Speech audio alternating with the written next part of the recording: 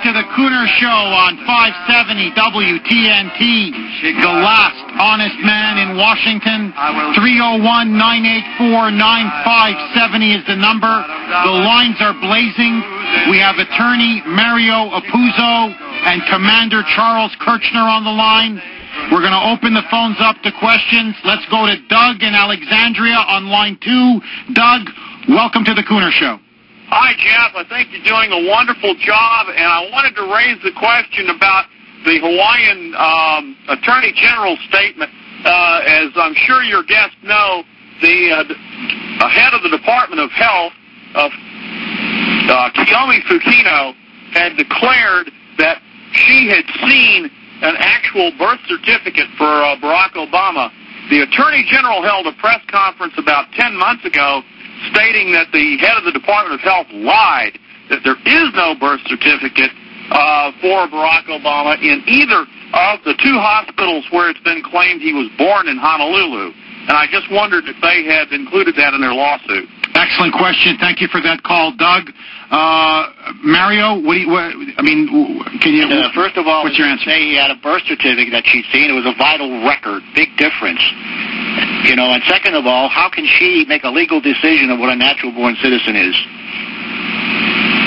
Mario, you want to add to that? Yeah. What Charlie's saying is that she says that she viewed vital record, okay?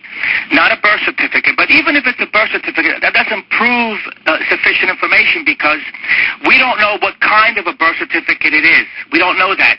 We don't know, what evidence supports it. For example, if it's a legitimate contemporaneous birth certificate from 1961 and it has a hospital on there and it has a doctor's name on there, then we're getting somewhere.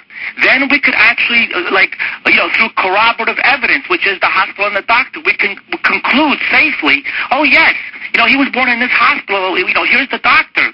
And then we can say, yes, most likely then this is legitimate. But we don't have that information. Now, not one hospital or one doctor has confirmed a birth there in Honolulu. They don't confirm that his mother, Stanley Ann Dunham, was a patient. Or, again, somebody might say, well, that's privacy. But we're talking about the President of the United States. He has no reasonable expectation of privacy. He's got to satisfy that he's a natural-born citizen. So that's a bunch of bunk to try to get out of this thing with the privacy laws. Let's go. Add something to that? Go ahead, Commander. Go ahead.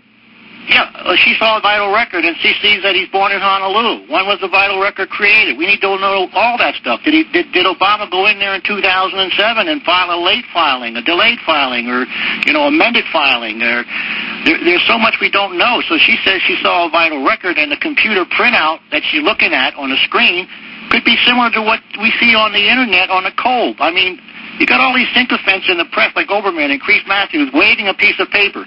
That's nothing but a printout of a digital image on the internet. I mean, we haven't seen a birth certificate, and we haven't seen it in anybody's hands, a real one.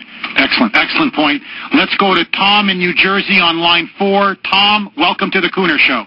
Thank you, Jeff Kuhner, Colonel Kerchner, Attorney, Counselor Apuzzo. Thank you for your red, white, and blue patriotism. 2 fast questions.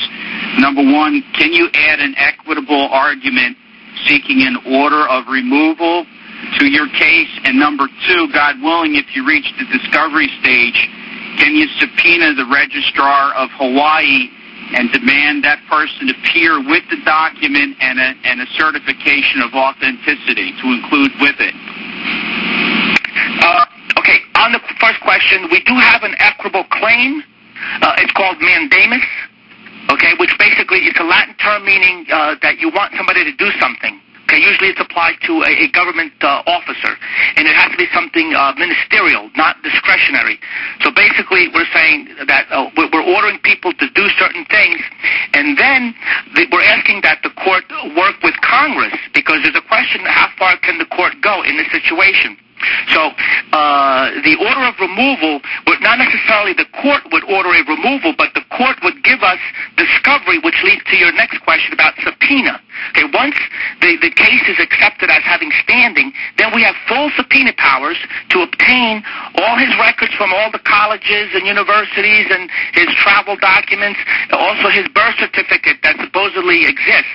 So that's where the subpoena comes in. Then we turn all that information over to Congress, and then Congress does what it has to do under the Constitution. There's different mechanisms there. You've got the 25th Amendment, which can be used to address this. So again, we don't want to create a problem between the courts and the legislative branches. We want them to work together so that they can both work together and not step on each other's toes, so to speak.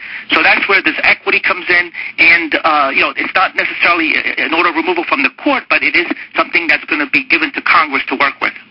301-984-9570 is the number. We're on with attorney Mario Apuzzo, who is representing Commander Charles Kerchner. They have a major federal lawsuit which is pending right now in the Third Circuit Court. They are now challenging Obama's eligibility to be President of the United States. They want him to reveal his birth certificate as well. We have one line available if you want to call, 301-984-9570. Let's go to Mark in Baltimore on line 2. Mark, welcome to the Kuhner Show. Hey, Jeff, you're the man, baby. Oh, thanks. Hey, listen, here's my question. I just find it hard that if push comes to shove and eventually he has to produce this document, that there isn't someone out there who could forge this document and, in fact, get someone to authenticate it so that, in fact, he's provided it for you. What happens there is it's not just a matter of the document. It's what the document gives you, the information that it gives you. That's why it becomes important. We call that in the law corroborative evidence. For example, we're talking about a hospital and we're talking about a doctor. Now, it's pretty hard to invent a whole hospital, invent medical records, invent vital signs, invent a patient that would be his mother, invent nurses and doctors and all that information that's entered in a contemporaneous fashion. You would have to have a major conspiracy of some sort to create all that. Okay? So, we're not saying that it's going to go that far. That it's going to be, a whole hospital is invented, but we want that contemporaneous information. Mario, but it's necessary but not sufficient. Our lawsuit goes on to he's got to prove he's a natural-born citizen based on the historical and Supreme Court definitions of what that term means. How can that document say his father was a citizen of the United States? It can't.